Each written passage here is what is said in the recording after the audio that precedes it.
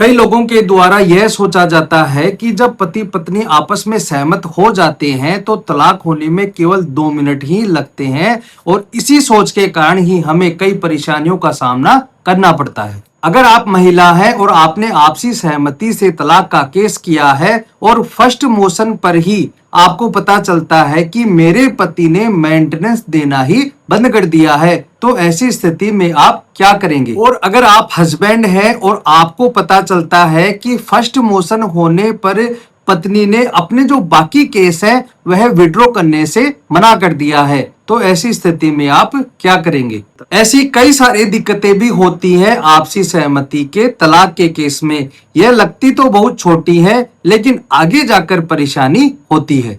इसलिए मैंने आज यह सोचा कि पूरा डिटेल में वीडियो बना देता हूं कि जब आपसी सहमति से तलाक होता है तो आपको किन किन बातों का ध्यान रखना है और तलाक कहां होता है, कैसे होता है और किन किन बेसिक बातों का ध्यान रखना है। और साथ में आपको मैं यह भी बताऊंगा कि ऐसी 3 कौन सी गलतियां हैं जो आप भूल कर भी मत करना। मैं हेमंत सैनी एडवोकेट और आप देख रहे हैं हेमंत LLB लॉ। वीडियो अच्छा लगा तो प्लीज इसे लाइक करें। अगर आप चाहते हैं कि ऐसे इंटरेस्टिंग वीडियो आपके लिए बनाता रहूं तो चैनल को सब्सक्राइब और शेयर जरूर कर ले। हिंदू मैरिज एक्ट 1955 के सेक्शन 13B में म्यूचुअल कंसेंट डिवोर्स के बारे में बताया गया है, यानी कि पति पत्नी आपसी सहमति से तलाक लेना चाहता है तो इसके आधार पर उन्हें तलाक दे दिया जाएगा। अब यहाँ पर कोर्ट आपकी शर्तों और मांगों को नहीं देखता है, बल्कि यह देखता है कि वास्तव में आप तलाक लेना चाहते हैं। आपके शहर फैमिली कोर्ट में तलाक की याचिका लगाई जाएगी और वहां पर दोनों की जॉइंट फाइल पेश की जाएगी और वहां पर आपको यह बताना होगा कि पिछले 1 साल से हम दोनों अलग अलग रह रहे हैं और यह भी बताना होगा कि पिछले 1 साल से हमारे बीच में कोई भी मेल मिलाप नहीं है, कोई भी बातचीत नहीं है और हम दोनों आपसी सहमति से तलाक लेना चाहते हैं। और इसी प्रकार से आपने जो भी शर्तें लिखी हैं या एग्रीमेंट में जो भी शर्तें आपने लगाई हैं वह भी वहां पर पेश करना होगा। सेक्शन 13B में 2 मोशन होते हैं और दोनों का शपथ पत्र लिया जाता है।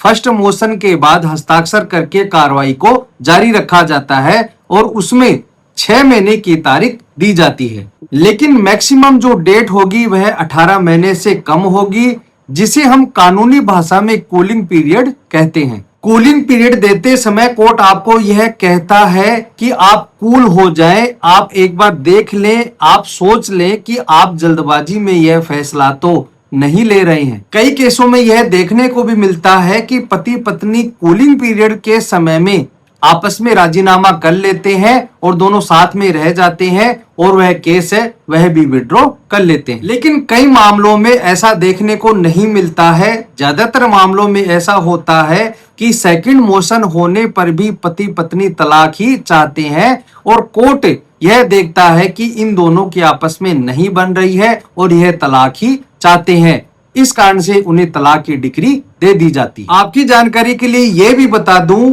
कि ऑनरेबल सुप्रीम कोर्ट के द्वारा यह कहा गया है कि अगर पति पत्नी में बिल्कुल भी नहीं बन रही है तो आप संबंधित न्यायालय में एक एप्लीकेशन देकर उस कूलिंग पीरियड को गिव अप भी कर सकते हैं। कहने का मतलब है कि जो 6 महीने की तारीख दी जाती है उसे आप कम कराकर भी आप तलाक की डिक्री ले सकते हैं। अगर किसी फैमिली कोर्ट के द्वारा गिव अप के लिए आदेश नहीं किया जाता है तो आप हाई कोर्ट में जाकर भी गिव अप की एप्लीकेशन लगाकर उस फैमिली कोर्ट के आदेश को चैलेंज कर सकते हैं। अब आप ध्यान से सुनना कि लोगों के द्वारा बाहर जाकर एक 500 रुपए का नॉन जुडिशियल स्टाम्प लिया जाता है और वहां पर जाकर दोनों का तलाक कर दिया जाता है, उसे नोटरी से तस्दीक करवा दिया जाता है। लेकिन आपकी जानकारी के लिए बता दूं कि अगर संबंधित न्यायालय के द्वारा जब तक उसको तलाक की डिक्री नहीं मिलती है तब तक वह तलाक मान्य नहीं होता है। अगर आपने बाहर से स्टाम्प लेकर तलाक ले लिया है तो दूसरी पार्टी आप पर IPC के सेक्शन 494 के तहत मुकदमा भी दर्ज करवा सकती है। मैंने आपको बेसिक बातें बता दी हैं।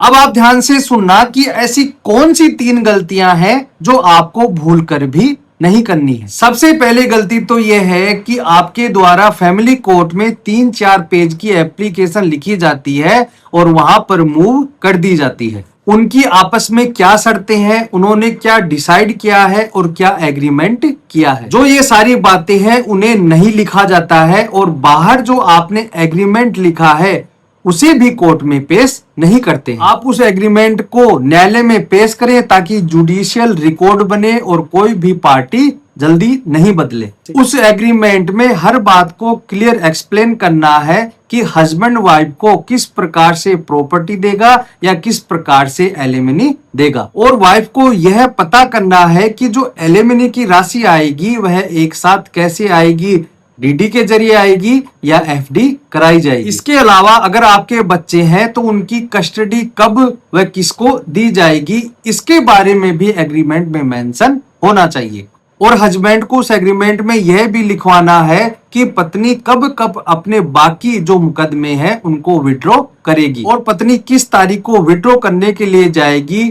जो भी बातें हैं उन्हें क्लियर लिखें और उस एग्रीमेंट में मेंशन करें। और आपने फैमिली कोर्ट में जो डिवोर्स की फाइल पेश की है उसके साथ यह एग्रीमेंट पेश करें। तो पहली गलती हमारे द्वारा यह की जाती है कि जब भी हम तलाक की कोई एप्लीकेशन फैमिली कोर्ट में लगाते हैं तो उस एग्रीमेंट को साथ में पेश नहीं करते हैं। इसलिए आप आगे से ध्यान रखें कि एग्रीमेंट को भी पेश करें। दूसरी गलती हम जो करते हैं, वाइफ यह सोचती है कि पति ने मेरे को 1 करोड़ रुपए देने का वादा किया था और कुछ पैसे उन्होंने मेरे को दे दिए और जो बाकी रकम है उसे देने के लिए मना कर दे। तो इसलिए आपको यह गलती बिल्कुल भी नहीं करनी है। उस एग्रीमेंट में लिखना होगा कि फर्स्ट मोशन में कितने पैसे दिए जाएंगे।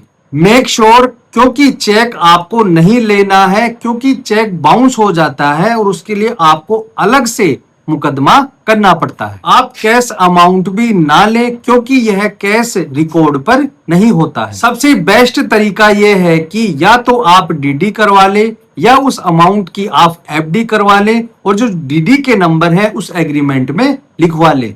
और आपको यह मेक श्योर करना है कि आपको प्रॉपर एलिमनी मिल जाए। और तीसरी गलती भी यहीं से शुरू होती है।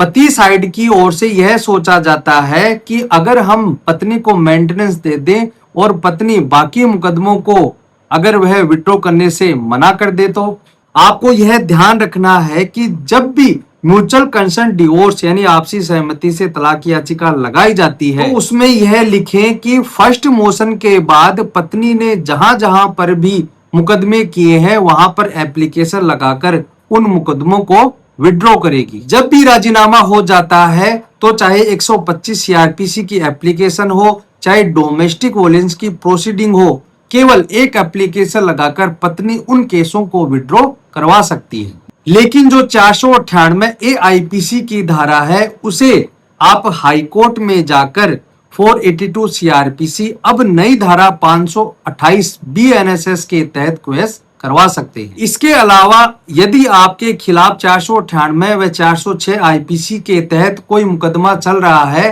तो आप न्यायालय में 406 IPC के तहत राजीनामा पेश कर सकते हैं और 498 A में जो बाकी गवाह हैं उन्हें हॉस्टाइल होना जरूरी है। तो इस प्रकार से यह 3 गलतियां आपको बिल्कुल भी नहीं करनी है। पहला है जो आपने बाहर एग्रीमेंट किया है उसे पार्ट बनाए और दूसरा है पूरा पैसा बिल्कुल ना दे और ना ले, उन्हें 2 भागों में डिवाइड करें। मान लीजिए कि आपको 1 लाख रुपए देने हैं तो 50,000 रुपए फर्स्ट मोशन वाले दिन और बाकी जो रकम है वह सेकंड मोशन वाले दिन दिए जाए। और तीसरी गलती यह है कि विड्रॉ के मामले में फर्स्ट मोशन से पहले कोई भी केस पत्नी को विड्रॉ नहीं करना है और फर्स्ट मोशन से सेकंड मोशन के बीच में केस विड्रॉ करें। आप बाकी केसों में भी विड्रॉ की एप्लीकेशन के साथ उस एग्रीमेंट को भी पेश कर दें ताकि कोर्ट को भी समझने में आसानी हो